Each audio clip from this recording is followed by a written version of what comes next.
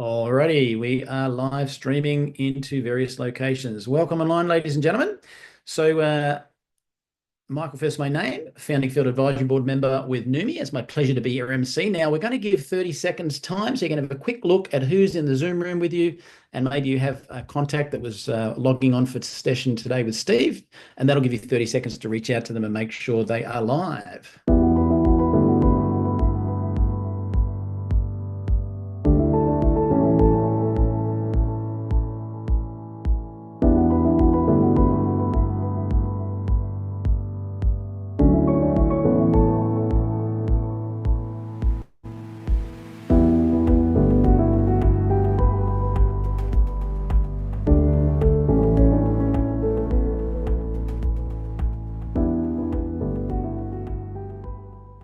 Good morning, good afternoon, good evening, no matter where you're logging in from today. Michael, por favor, vaya. And as we just saying then, if you are in the room here and you do not speak English, guess what? We have a treat for you today. You can read along in various languages. So have a quick listen to this before we get the event started.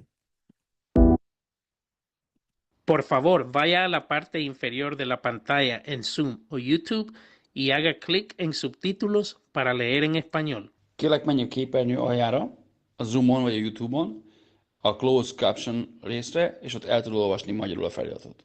Silakan klik di layar bawah pada Zoom atau YouTube dan klik caption untuk membaca dalam bahasa Indonesia. Pour les sous-titres en français, veuillez cliquer au bas de votre écran Zoom ou YouTube sur CC ou Closed Captions. Zoom または YouTube の画面の下部に移動し、字幕をクリックして日本語で読んでください。請到屏幕底部點閱隱藏字幕以閱讀中文。Παρακαλώ πηγαίνετε στο κάτω μέρος της οθόνης στο Zoom ή στο YouTube και κάντε κλικ στους υπότιτλους για να τα διαβάσετε στα ελληνικά. 請到屏幕底部點擊隱藏字幕以閱讀中文.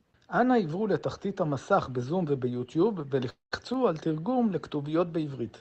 Proszę zejść na dół ekranu na Zoomie lub YouTubie i kliknąć napisy, żeby przeczytać po polsku. Beautiful. I love that because Neumi is in 74 countries around the world, but today's event is not about Neumi. I happen to be here as one of the founding advisory board members to introduce the call. Having said that, we are blessed because I have been personal friends with who's going to speak to you today, Steve Scott, our founder. Steve was behind the Total Gym with billions of dollars in sales as one of the most respected people in direct response television around the world. I met Steve when he was in the research space of glutathione many years ago, and we've been best friends ever since. Today, you're going to hear from Steve talking about some of his books. He's a best-selling author with many books around the world from Success Principles. And I love this statement that says, if you want to be a millionaire, take one to lunch. If you want to sell billions, ask someone who already has. And of course, that is my beautiful friend, Steve Scott. So Steve, if you want to unmute, I'll hand the call to you. Thank you. And welcome to all of my friends. This is a little different than we've ever done, but this is what I'll call right now my Thursday night, or if you're in the Southern Hemisphere, my Friday morning connection call. And I'm going to start back up again. I've missed talking to everybody and being with everybody. We used to do it every Thursday night, and then over the holidays or before the holidays, we stopped. Let's start again. And I don't care if there's 3 of us or 300 of us, however many we want to have, but this will be our connection call. It's not the science call. We can have a science call once a month, but I really want to connect. I look at Phoebe, my dear friend. I've known her almost as long as I've known Michael, maybe a little even longer or just a little bit less. My friends in New Zealand that I absolutely am so grateful for. And there's so many of you from around the world. And we're just, let's see, I'm getting rid of things that are distracting me. And, but what I wanted to do, something happened that was, I'm kind of celebrating. Now I found out last night with my announcement, there's a lot of people that don't like Donald Trump. That's okay. I mentioned because I have a book. Do I have the old one? Let me see if I can get the old one here. Hold on. I haven't left the room, just the camera. And in 1996, I wrote a book that I thought would do pretty well, but I didn't write it because my hope of it being a bestseller. It became a very big bestseller, and unexpected. I was a new author. New authors usually don't do that good, but my publisher was the largest in the world at the time. It was Simon & Schuster, and they believed in the book. They sent out manuscripts to a number of people to find out if anybody would like it enough to give endorsements. And sure enough, the endorsements started coming back. Zig Ziglar was a dear friend of mine. How many of, hopefully some of you on the call know who Zig is. Zig is no longer with us, but Zig was a dear friend. He was really the #1 motivational speaker at that time, or for many years, in the world. He got over $100,000 per speech and did over 300 speeches per year. That's $30 million. And just from talking. But he was really good. And Zig gave me a great endorsement. He said, speaking of this book, you can see it on the front cover back then. He said, this may be a landmark business book. Through his personal failures and outrageous successes, Steve Scott reveals surefire principles and strategies that are timeless and right on target. This is the important statement here. Steve is living proof that failure is an event, not a person. I'm sure there are people on this call who have failed. I remember talking with Michael a few years ago, and he had been terminated from the company that he was with. Well, I like when people get terminated because that's what I went through. You can see, I'll put it on the new one. You can see this was my track record. And the title on that says, seeing a resume like this, how would you have rated Steve Scott's chances of making millions? And you can see there, my first job after college, 1971, it lasted 4 months. And the next one, 6 months or 8 months, then 9 months, 9 months, 5 months, and so on. You see the result: quit, failed, fired, quit, about to be fired, quit, failed, fired, quit, quit. I could not succeed no matter how hard I tried. My income worked up after my first 6 years, worked up to as high as $1,500 a month. It pretty much averaged $1,000 a month, which was half of the average wage in America. With a college degree in business, in marketing, I was making less than half of the average American household. Not a lot of success. And yet something happened that took me from $1,500 a month. My best year, I was averaging a little over $500,000 a month. And what could possibly happen to do that? Now, the title of the book is A Millionaire's Notebook. It's still in print. You can get it from Amazon. How Ordinary People Achieve Extraordinary Success. Now, when it came out, Simon & Schuster, against my wishes, only because I love Zig, but to me, that was, I loved having Zig's endorsement. But Zig was a motivational speaker and teacher. Unlike most of motivational speakers, he actually achieved success in something other than speaking and motivating people. He actually was a great salesman and achieved real success in sales. Well, listen to some of the other endorsers they put on the back cover: Donald Trump, Dennis Waitley, Dick Clark, remember American Bandstand? Frank Gifford, Hall of Fame quarterback. William F. Buckley, one of the most intelligent men, honestly, in America. He could take any argument and go 5 levels deep. That's really hard. You're talking to a guy who really focused on logic. I generated over 40 million phone calls in my TV career, and all using logic. And William F. Buckley was the master. I mean, unbelievable. And in fact, this is the only book he ever endorsed. and he was a best-selling author, owned a magazine called National Review. Now, when Trump gave me his endorsement, I didn't even know, he was a Democrat at the time. He wasn't political, but he was a Democrat, gave a lot of money to a lot of Democrats.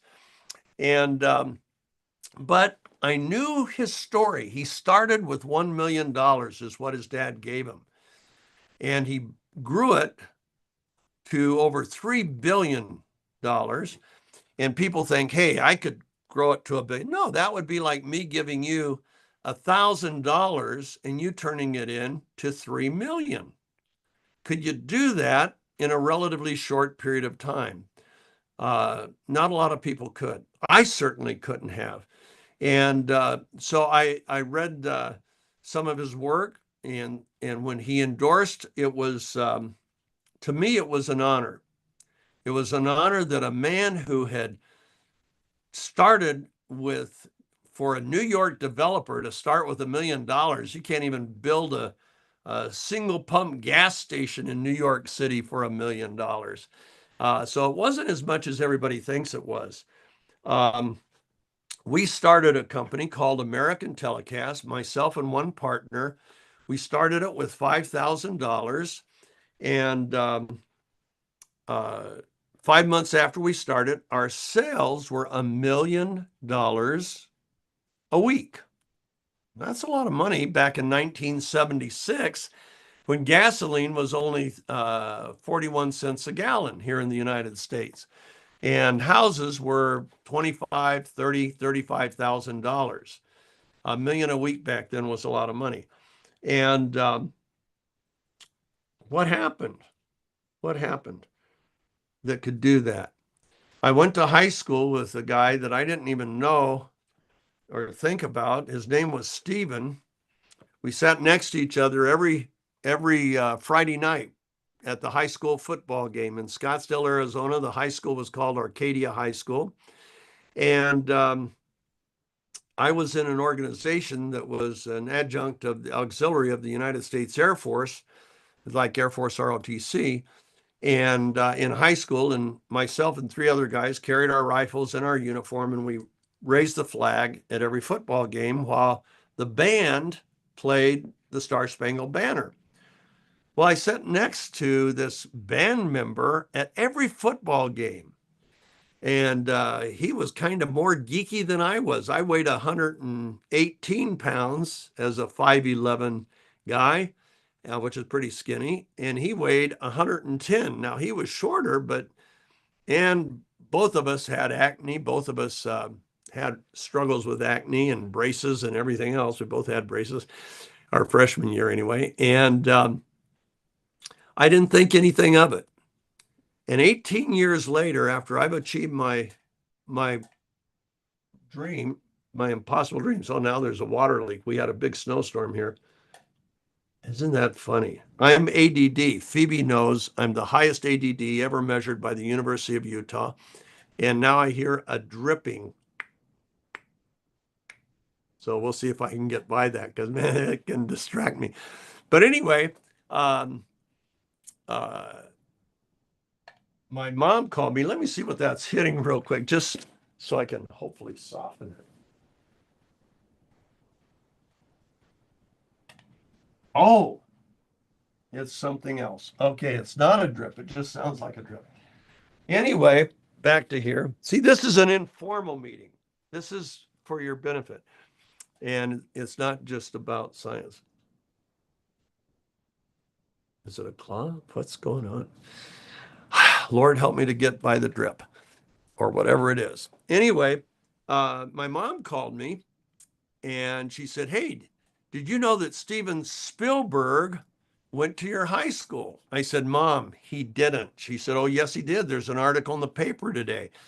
I said, Mom, I knew most of the kids at Arcadia. She said, well, go get your annual. So I went, got the annual, looked at the index, Steven Spielberg. So I turned real quick to the page, and it's the guy who sat next to it every football game. And I knew his first name was Steven. I didn't never ask him his last name, but I knew it was Steven because we'd chat once in a while. Well, literally 20 years later, I'm at a restaurant with Harry Morgan, who played Colonel Potter in MASH. He was also Joe Friday in Dragnet, or not Friday, he was the other guy, Sergeant somebody. And but he had been around forever. He was Colonel Potter in MASH. And Harry and I were out to dinner at a tiny little restaurant. And I mean, sitting 20 feet away with his future wife and future mother-in-law was Steven Spielberg. And he kept glancing over at me, but I thought he was looking at Harry Morgan because I was sitting right next to Harry. And he finally gets up and he comes over and he says, "I know you from somewhere, but I don't know where." And I went, "Fight, fight, go team, go, give your all for the red and blue." And he goes, "Arcadia." I said, "Yeah, we sit next to each other at every football game." And he said, "But you weren't in the band." And I said, "Nope." And he goes, "The color guard." And I said, "Yeah, you played it and I raised it." And I said, "Steven, if only I had known." And he goes, "Oh, Lord, if only I had known, I could have gotten a date." He never dated anybody from our high school. He dated friends from the Jewish Community Center, but not from our high school. I was so shy, I only had one date with one person from our high school, but I dated a lot of girls that were in Civil Air Patrol. I shouldn't say a lot, I dated a few, but none from our high school. I was too shy.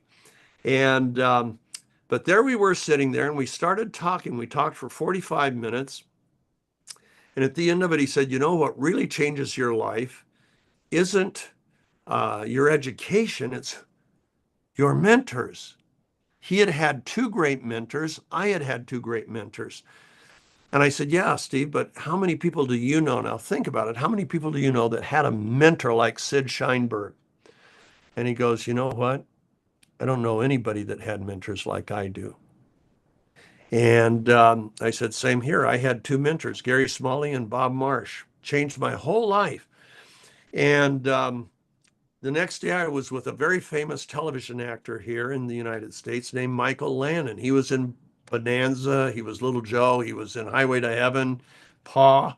He was in one about an angel. I got it. Oh, no, that was Highway to Heaven. He was in Little House on the Prairie. He was Paw. He was an angel in Little.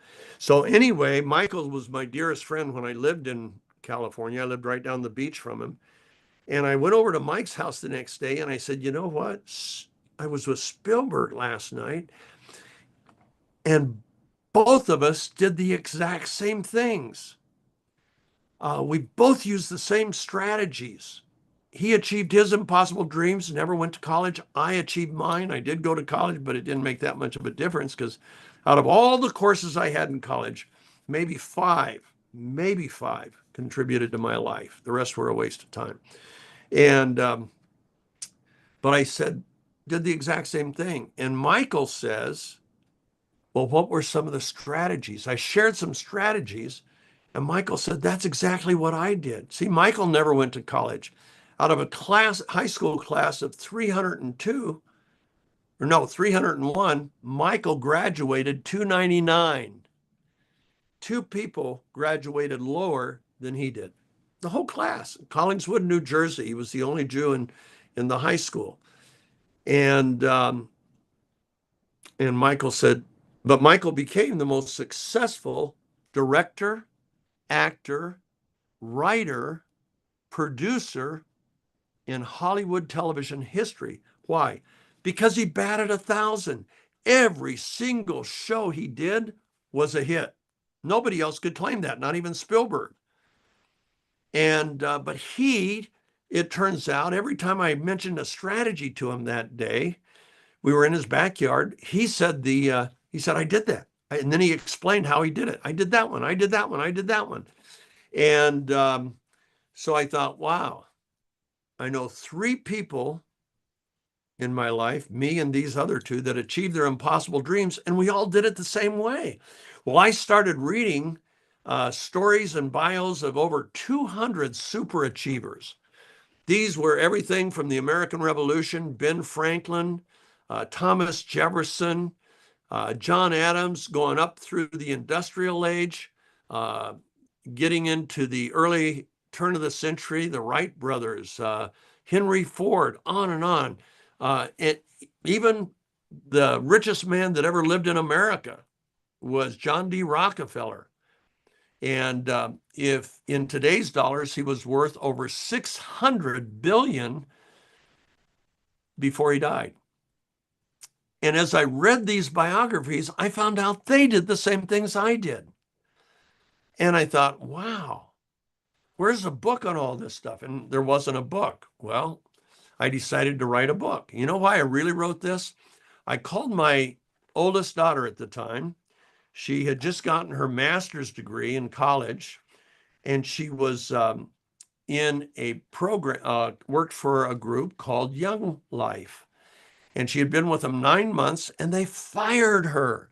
And I started to share with her some thoughts about how she could rise from the ashes of just being fired on her first job to achieving what she wanted to achieve. And she said this. She said, "Dad, what do you know about failure? You've always had the Midas touch." And I thought for a second, I thought, yeah, I was a multimillionaire by the time she was 5 years old.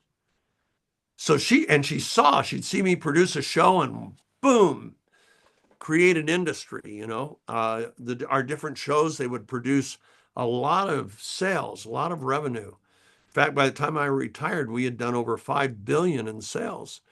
And just a small group of us that were a small group of, we would start a company for each project.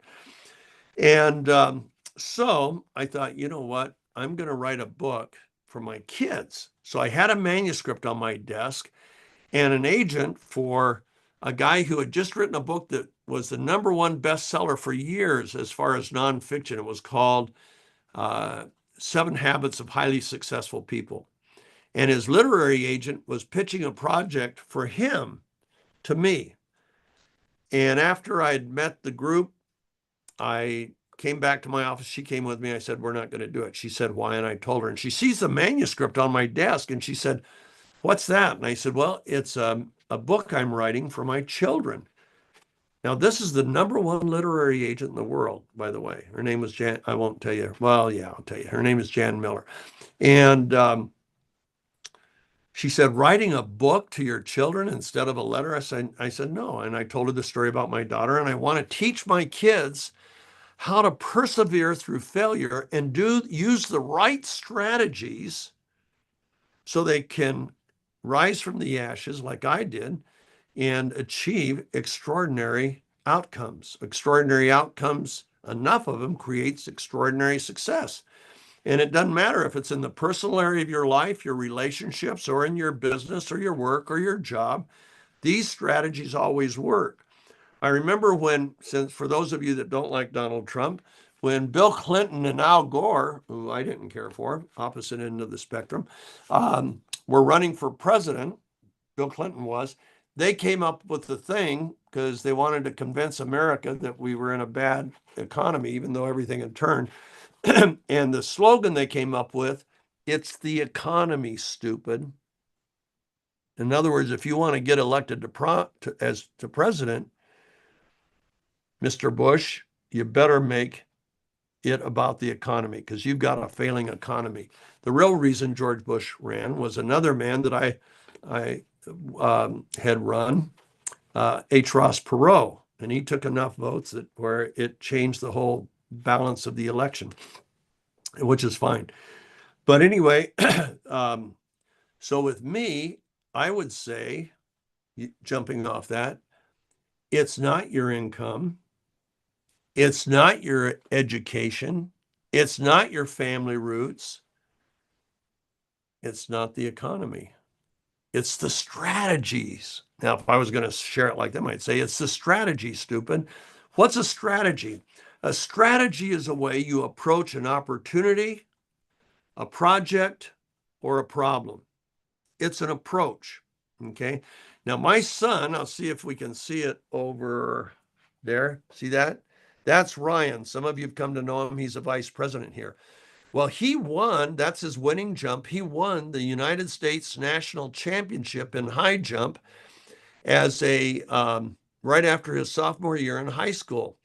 He was 6'1" and he jumped 9 inches over his height He ultimately jumped 6'10", but that particular championship winning jump was 6'7".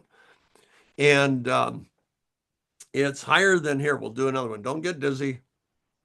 It's like jumping over that door. Doesn't seem like much, but you have to get your whole body over it. You don't have to just touch it. You have to get your body over it. And that's what he did. Well, the first 6 seconds of a jump is your approach. It's how you start, and then as you start with a slow, and then you speed up, do a high torque turn toward the bar, and then you leap over it backwards off of one leg. You have to leap off one leg, not two. And that's called the Fosbury flop. Well, that approach, if the approach is not really good, it doesn't matter how much spring you have in your step. My son had a very high vertical. It was only 3 inches less than Michael Jordan's vertical leap. But that's not enough. And it doesn't matter the speed. My son was one of the fastest people in America in high school. It didn't matter. If your approach is wrong, you're not going to make it over the bar. So it's how he approached the bar was as important as anything. Strategy. He had a great coach who had been in 3 Olympics, and she gave him the right approach. And she focused on it 3 times a week, 2 to 3 times a week, and worked on the perfecting that strategy. And that approach was so good that when he injured his knee and had to jump from the opposite side, which high jumpers never do, he still won the national championship on his weak leg, which was 4 inches lower. His vertical leap was 4 inches lower than on his weak leg. So, how can strategies change your life? The answer is most people use the wrong strategies. Okay? I divide how people approach a project, a job, a career. They fall in one of 4 categories. They're either a drifter, which means you go with the flow. You do what everybody else does, and you go with the flow. That's drifter. Second, you can approach as a pursuer, meaning you don't just go with the flow. It means you're in a raft that has a rudder so you can control the direction. You've got some oars so you can control the momentum. That's a pursuer. You occasionally set a goal and you get it. The third group are achievers. Achievers have set goals, and they focus on taking the necessary steps to achieve those goals. That is 3% of the working population. That 3% makes more money than the 97% of the other people. So you got 97% over here and the 3% that set goals. They make more money in total than the 97%. Pretty cool, huh? They set goals and they learn to achieve goals. Now, then there's a fourth. Now, these are the people. These are the Steven Spielbergs, Elon Musk, Donald Trump. Let's see, who else can we use? Bill Gates. That's on the opposite end of the political spectrum. I don't want to offend anybody because my books aren't about politics. Bill Gates, but he's achieved, hasn't he? And there's a few more. Jeff Bezos, who started Amazon. They're all in this fourth category, which is super achievers. An achiever, by setting goal, can improve their income in short order by 50, 100%, 200%. A super achiever ends up blowing all restrictions out. I love Trump's endorsement, which was on the back until just this week. So if you don't like Donald Trump, you can get the one with Zig Ziglar on the front. If you like Donald Trump, if you're in the 50% that do, then you can get the one with him on the front. This is what's available at Amazon. Go to Amazon. We have this at our company, but we're not selling books right now. But Trump said that Steve Scott's uncanny insights and strategies are so specific and easily applied. That's critical. If you can't apply them, they're worthless. That I believe they can empower any reader, whether a college student, a small business owner, which is most of you and me, or the CEO of a Fortune 500 company. Empower them to achieve levels of success, and here comes the key, they haven't yet dreamed of. Everybody, and this is in the book, everybody dreams within a box. Okay, let's see if I can make a box. There we go. Everybody dreams within a box. And that box is their boundaries. It's their fence. They don't go beyond that. And because that box has been formed by their experience, I've never succeeded before, by what their teachers or coaches say, hey, you're pretty good, but you're never going to make it in the NBA. You're never going to get a college scholarship. Your math skills, oh, you're okay, but you'll never work for Elon Musk. People build a box. By the time you graduate from high school, you have heard you can't do, or you'll never be able to do, or no, you can't achieve that 50,000 times. That's according to Zig Ziglar. He did a book for parenting, Raising Positive Kids in a Negative World. Great book. But we've all been boxed in. Well, what Trump said that I liked, he said that if you use these strategies, he recognized them, that they literally get rid of the box. Now, with a resume like that, I didn't have a prayer. I didn't have a prayer until I changed my strategies. And I found out that all super achievers use the same strategies. And yet no book had been written on it.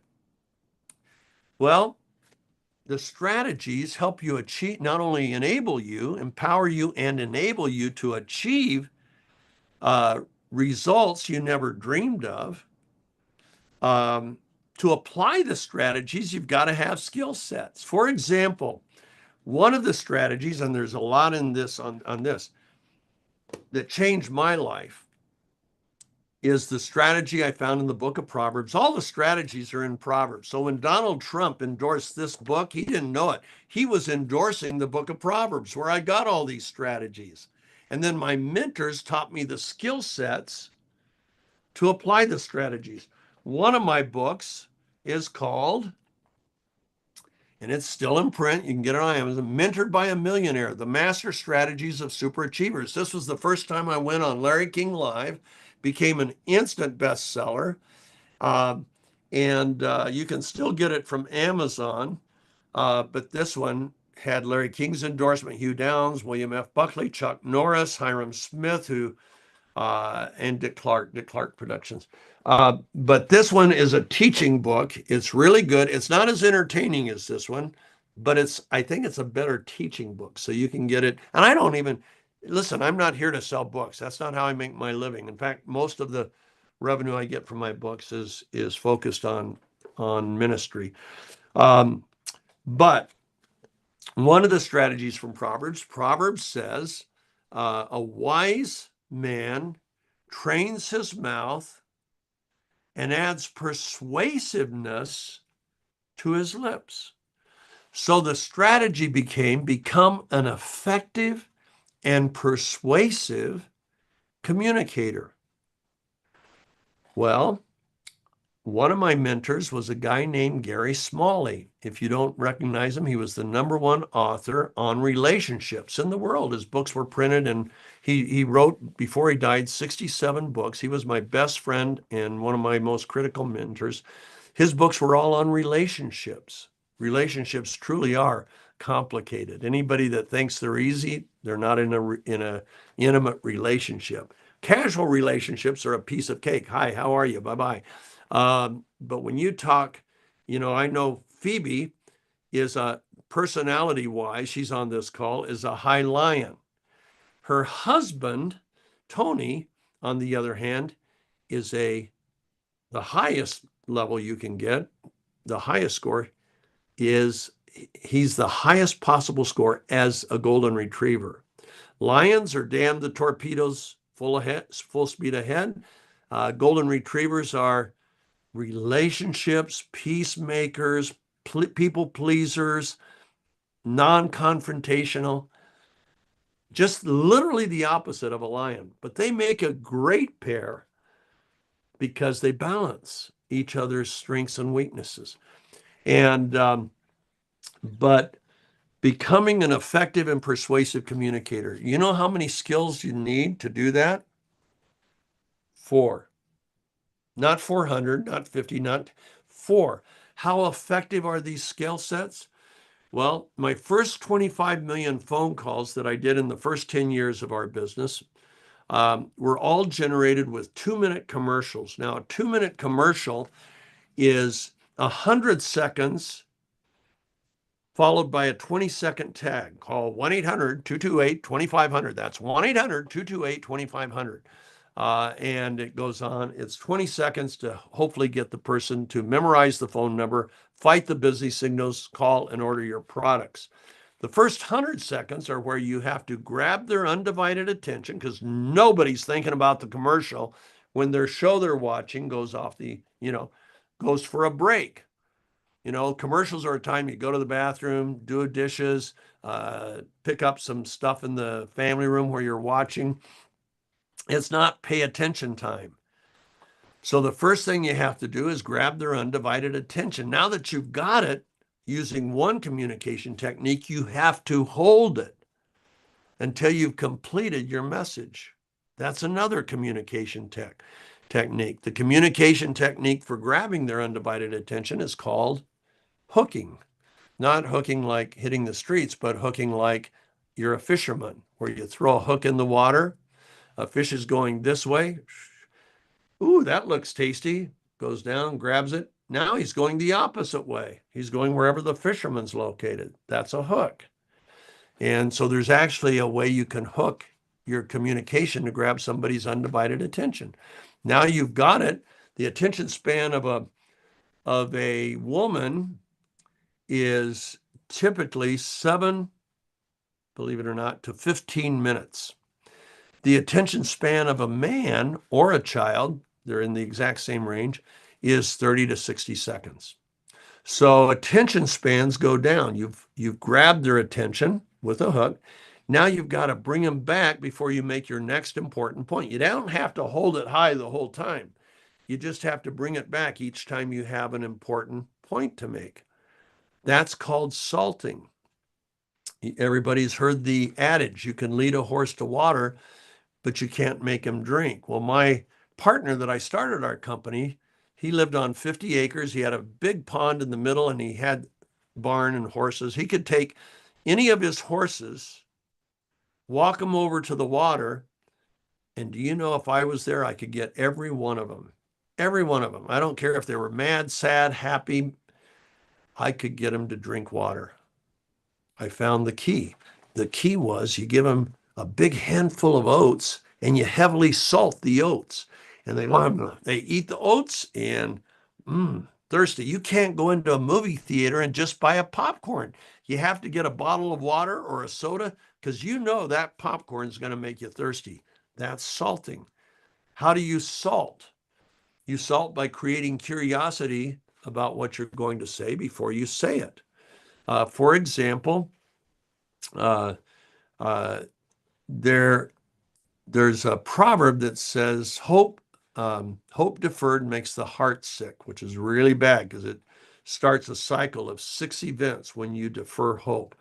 First, a person loses their creativity or their energy. They lose their energy, then their creativity, then their productivity, then their motivation, then their trust, and finally they lose their commitment. So you don't want to defer people's hopes. And there's an answer. The answer is, in the same proverb, it says, a desire accomplished, it's a tree of life. When you help people achieve a dream or a hope instead of breaking a hope. And do you know there's every man has 3 critical needs. Every woman has 4. When a man and a woman marry, the man expects the woman to meet the 3 needs. The woman expects the man, and this is even if they don't know anything. It's just part of our nature. The woman expects a man and hopes a man will meet 4 of those critical needs. When they get deferred week after week, month after month, guess what's happened? The heart gets sick. Hope deferred makes the heart sick. Do you know most people defer one another's hopes? Most women defer the hopes of their after the honeymoon. Usually it can be anywhere the 2nd month to the 6th month, but pretty soon the hopes start getting deferred. And everybody says, well, he's talking about sex. No, sex is actually number 3. The number 3 critical need of a man. The first 2 are far more critical. And if they're not met, guess what? Then number 3 becomes number 1. Number 1 hope of a man, need of a man, is to feel admired. Admired. Number 1. Number 2 is to feel loved and needed, loved and desired. Number 3 is sexual intimacy. And but if the first 2 aren't met, guess what? The man medicates, and all of a sudden sex goes to number 1 and his life falls apart. A woman has 4 great needs. Next time we get together on this book, maybe we'll talk about that. No, just kidding. But see, I'm salting you right now. Before I tell you the needs, I consult you by saying there's 4 great needs every woman has. Number 1, security. Not just financial security, but the security to be who she really is, and be accepted for that rather than rejected, ridiculed, condescended. She wants to feel safe, to open up her heart. And what typically happens is somebody then, the heart starts to open, somebody says the wrong thing, does the wrong things, and it shuts right back. See, they want security to be able to be who they really are and be appreciated and loved. Second great need of a woman, communication, connection that comes from communication. Not hi, how are you, but real true communication and connection.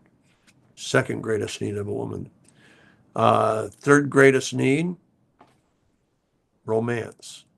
You know, men have no problem being romantic when you're courting.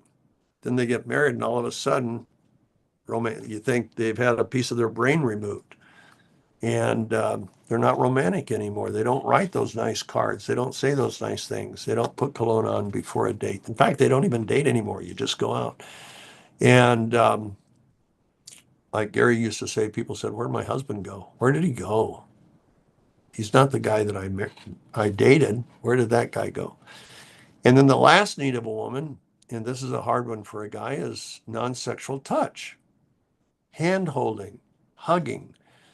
Hugging's great for the health. You need at least 8 hugs a day just to keep your hormones working right, and to lower the cortisol, which is a stress hormone. And stress, we know, creates heart attacks and unhealthiness. 4 great needs of a woman, 3 great needs of a man.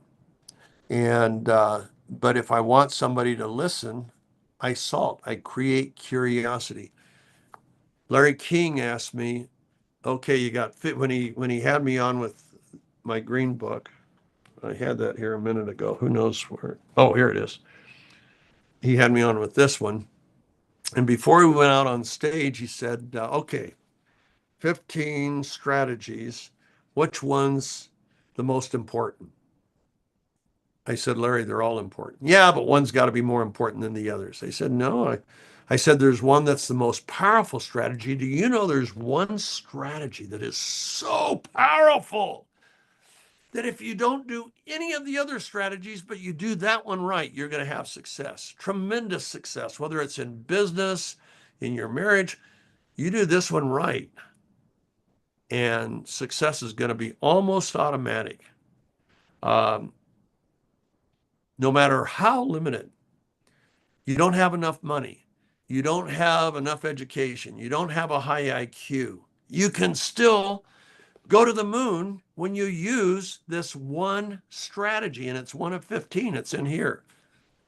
And I think it's found in the chapter called A Man Named Bob, or Commitment and Motivation. Yeah. Before I tell you what that strategy is, see, I'm salting you. Listen to this: commitment and communication. Who in the world would hire these losers? A 27-year-old corporate failure. That was me. A 27-year-old dog trainer. That was John. A 24-year-old oil field worker. That was Dave. A 23-year-old printing estimator. That was Harry. A 19-year-old convenience store clerk. That was Ed. Here's the answer. I mean, listen, no Harvard MBAs. In fact, only one college graduate in the group. Hardly a formula for building a media empire. Yet together they built a dynasty for 20 years that has been the #1 leader in television mail order marketing. Did you hear anything about mail order marketing, TV, anything in those guys? That was our partnership. And yet in only 5 months of being in business, we were already doing $1 million a week in sales. And that's because we used this one strategy. And so next time, Phoebe, don't let me forget to tell everybody what that strategy is, because it's really important. This particular strategy is how to bring commitment and motivation into anything. In fact, when you learn the true meaning of passion and how to grow passion, you could give it to a roofer in Phoenix, Arizona, where the summer temperatures hit 118, and he'll be excited about his job on top of a roof that's 130 degrees, you know? So that's another strategy. But what's the most powerful strategy? Effective partnering. All of the success I've had in life and my personal earnings have been tens of millions of dollars. All the success has come when I've effectively partnered. Unfortunately, 90% of all partnerships are ineffective. 90%. Every dime I've lost, and I've lost millions and millions, ask my wife, has been when I have ineffectively partnered. What's the difference? We get into it in here, and we get into it in that book as well. In that book. Oops. There you go. Mentored by a Millionaire. And so effective partnering. To effectively partner only requires 4 skill sets, just like effective communication requires 4. Salting, or rather hooking, salting,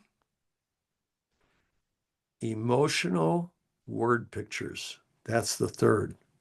What's an emotional word picture? An emotional word picture is creating a picture in somebody's mind of what you're trying to communicate. It's not with words. For example, somebody is not being nice to you. If I wanted to create a word picture to show somebody how not nice they were, I'd say, you know, the first time I went to Minnesota, it was 50 below zero. I was from Phoenix, Arizona, where the lows in the winter get down to 30 degrees. I got to tell you, I watched how you treated such and such, and you were as cold as that Minnesota wind hitting my face. That's an emotional word picture. The person would usually say, really? What did I do? What did I say? See, now they want to hear. You've given an emotional word picture. Emotional word pictures are the most powerful communication technique known to mankind. The best communicator who ever lived, in my opinion, and I can say it with certainty, was Jesus Christ. Not because he was religious or because I'm religious, but because he was an incredible communicator. People say, well, how do you know he was an effective? Well, number one, I've read everything he said and written about everything he said. But number two, and watched his life. But number two, who do you know that would have 5,000 or more people sitting around listening to you for 3 days and forgetting to eat, not leaving to get a meal because they didn't want to miss one word? That's an effective communicator. The communication techniques that I have, I didn't create them. They were used by Gary Smalley and two of the people who mentored him. Who mentored Gary Smalley? My mentor? A guy named Bill Gothard and a woman named Corrie ten Boom.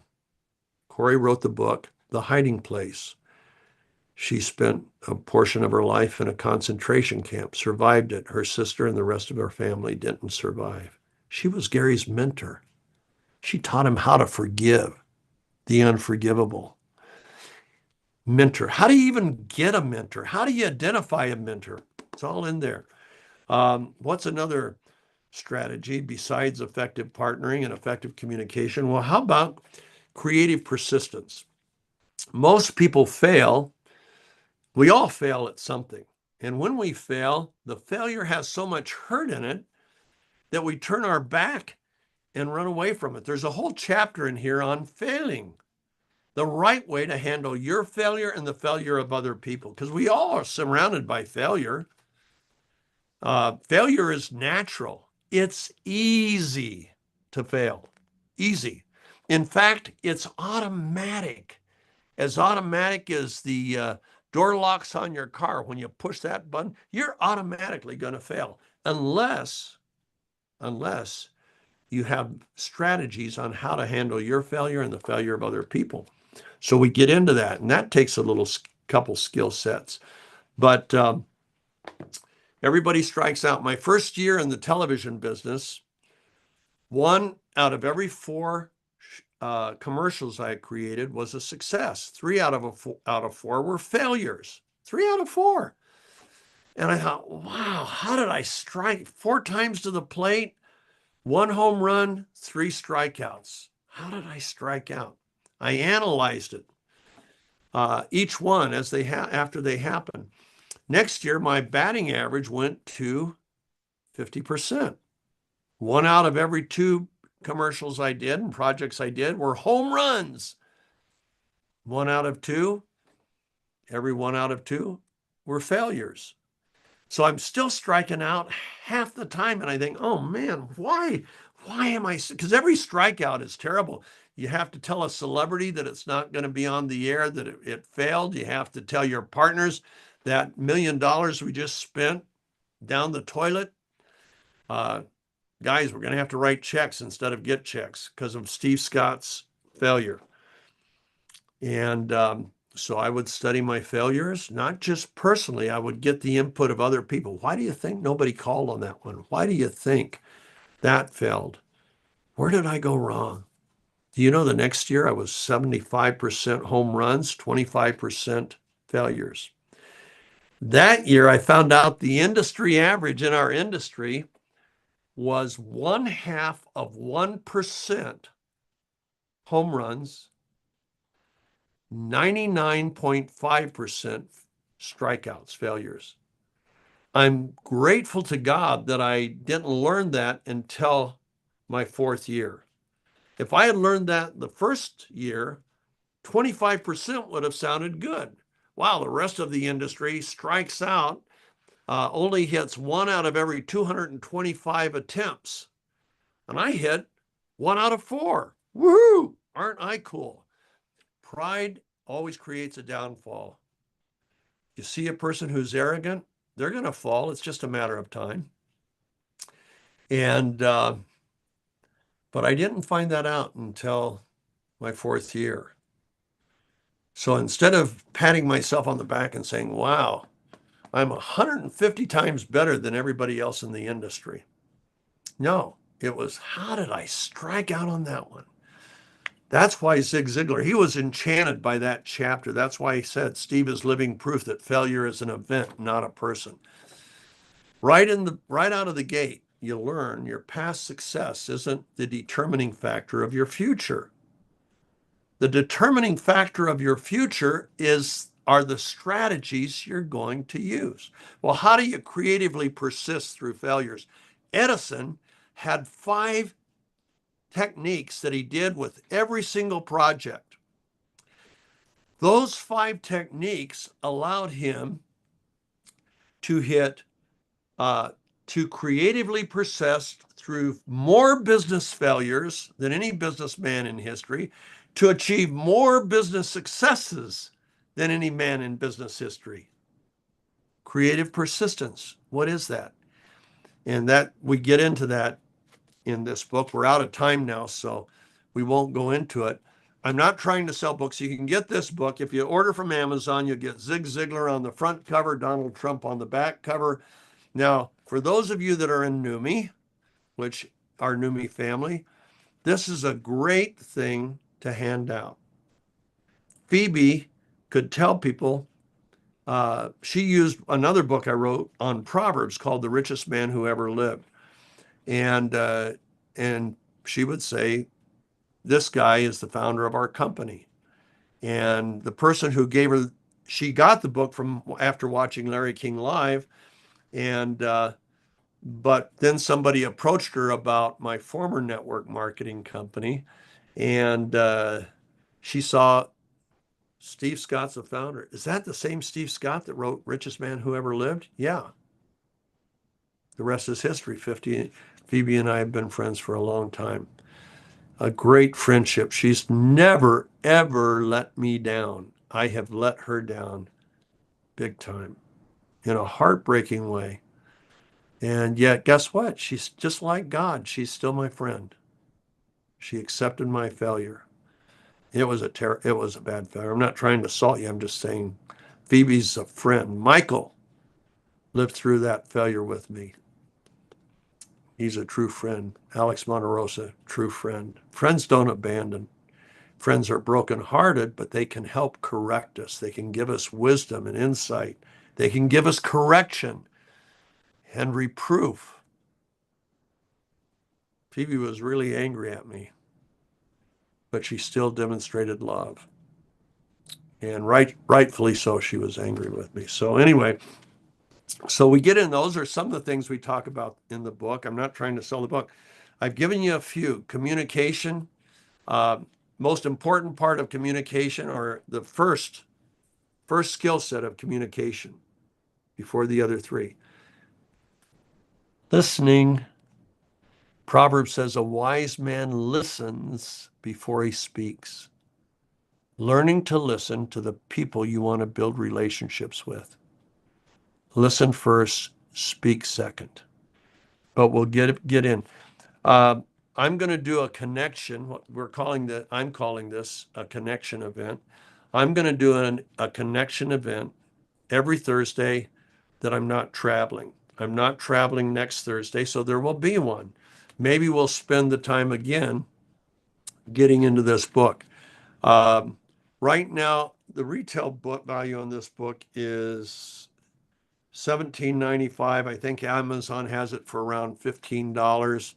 When we get set up to take requests, we'll be able to sell them at my cost, which is between $8 and $9 each plus shipping. So if you bought 10, it would be $80 or $90, and then the shipping price for the 10. But you don't have to wait. You can get it right from Amazon. This is not a favor to me that you buy it. I don't make any money. I do get money off of royalties, but you know what? It's such a tiny, especially the book that's next year will be 30 years old. 30 years ago. Thank goodness I kept succeeding, or it would be worthless. I would have proven that none of this worked. And if you're interested in Neumi, I'm also starting a ministry called Knowing Him Today. How do you get to know God in a personal way? Not as somebody religious way out there and he's religious and no, how do you really come into a relationship and grow in a fellowship with God where he becomes your best friend? God is my best friend. He's tolerated me more than Phoebe, Michael, and Alex Monterosa combined. And yet he's loved me, forgiven me, leads me. I talk to him every single day throughout the day. Throughout the day, I don't just at night. Now I lay me down to sleep. I talk to him throughout the day. And I'll open up his words and he talks to me through his words. Or because I meditate on his words every night, a lot of times he'll just, without me even opening anything up, he'll just whisper a word into my mind on how he wants me to act in this situation or that situation. And hopefully I respond in the positive more than the negative. You know, we still have that old human nature that we all have to fight. But that is that ministry. I did my first video. It's called Knowing Him Today.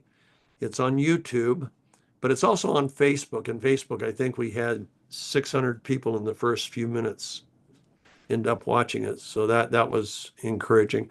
But it's going to be a new video every week, and sharing video, teaching video on how to build a personal relationship with God. God sees around corners. He knows what tomorrow has. When the last time I talked to our sweet Jim Hayes, he was in the emergency room. You free right now? Yeah, I've got a patient I got to attend to in about 10 minutes. And we'd talk, and he'd tell me his heart, and I'd tell him my heart. He had no idea preceding Christmas that it was his last Christmas. But Jim made his life count. He had an incredible relationship with a God who loved him. And so that's what we're going to be about. And that has nothing to do with this business, but it is my heart. And this year I was speaking to our Neumi family in Hungary. We had about 900 people, I think, in the room. And before I was supposed to speak, I ended up getting trapped in a bathtub for 3.5 hours. And during that time, I had a wonderful conversation with God, and he told me, "You're 76 years old. You don't have all the time in the world. You're 76. I want you to do some things." So Knowing Him Ministries is what I'm doing in response to that. Sean, my assistant here at Neumi, is working with me on that. And tonight we posted our first video. So that's available. Every week we'll be doing it. We'll be telling you more and more about it, but not on this platform.